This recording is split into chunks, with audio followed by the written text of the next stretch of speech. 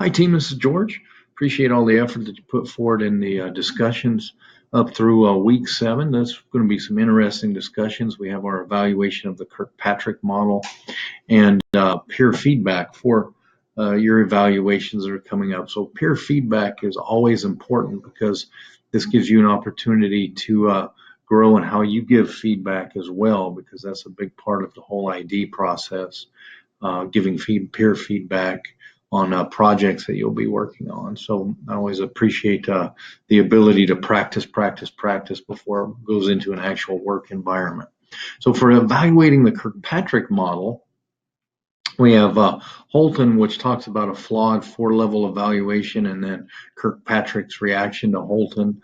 I just want to kind of give you my thought on that. I did that in our lunch and learn this week, but for some reason I did not record. I forgot to hit the record button, so I'll just kind of state my thoughts here as well.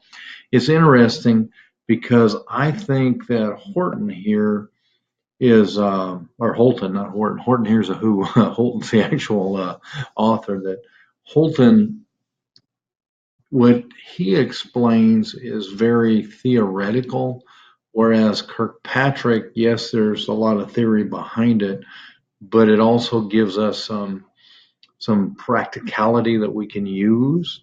So, like for instance, let me go into the readings for week 7 real quick. Should already had that up. So let's just go into the readings, and I want to show the. So I'm thinking from a practitioner standpoint. So if I'm a trainer in an organization, here's Holton's model. If I'm a trainer within an organization and I'm not classically trained on evaluations, and I come up and I see, whoops, was it that? Nope, sorry. Oh, it's coming, sorry.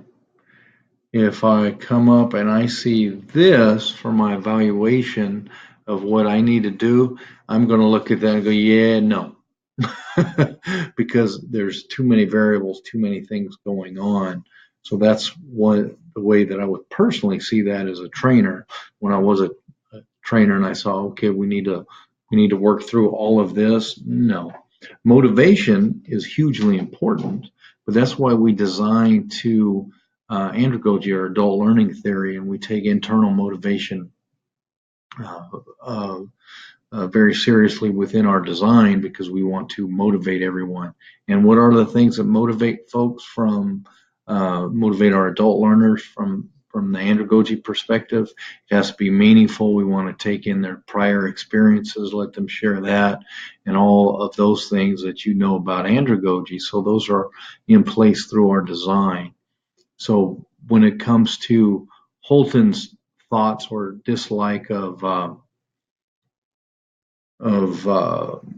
Kirkpatrick's theory, I always think that Holton was just a little bit theoretical and didn't take into account the practitioner level on who's doing this. So here's what Kirkpatrick's saying. The initial step of development is to test a true model of HRD evaluation. If HRD is to grow as a discipline and all that good stuff, they start talking about the ASTD. These sessions always seem to draw a full house of HRD professionals who are looking for help in evaluating training programs. I only hope that my model or taxonomy continues to be of help to HRD professionals. So that's a pretty good actual response to this, because Kirkpatrick, even though it's grounded in theory and has a lot of theory in it, it's usable, and that's what we want. We want to keep it practical, and that's why one of my goals throughout this course was to keep it grounded in what practitioners can do, so how we can help folks use the model. And that's why I thought the scenarios were very good, because we had to explain to clients or folks that might have been a little bit resistant to using it, the benefits and things like that. So overall, I hope you've appreciated those scenarios and gotten something from them. And especially this week, in our discussion or argument back and forth with Holton and Kirkpatrick, I hope that you see there is always more than one perspective, And if you don't hold the same thoughts that I hold, doesn't mean you're wrong or I'm right or anybody's wrong or right. It's just a set of opinions and beliefs and constructs about evaluation.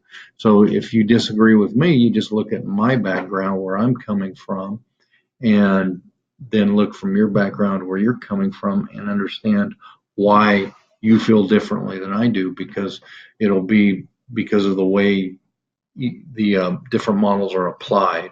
So that's why it's always important to have that um, underlying thought process of why is this working? Why is it practical? And if it's not practical, what can be done better? Because it's very situational as well.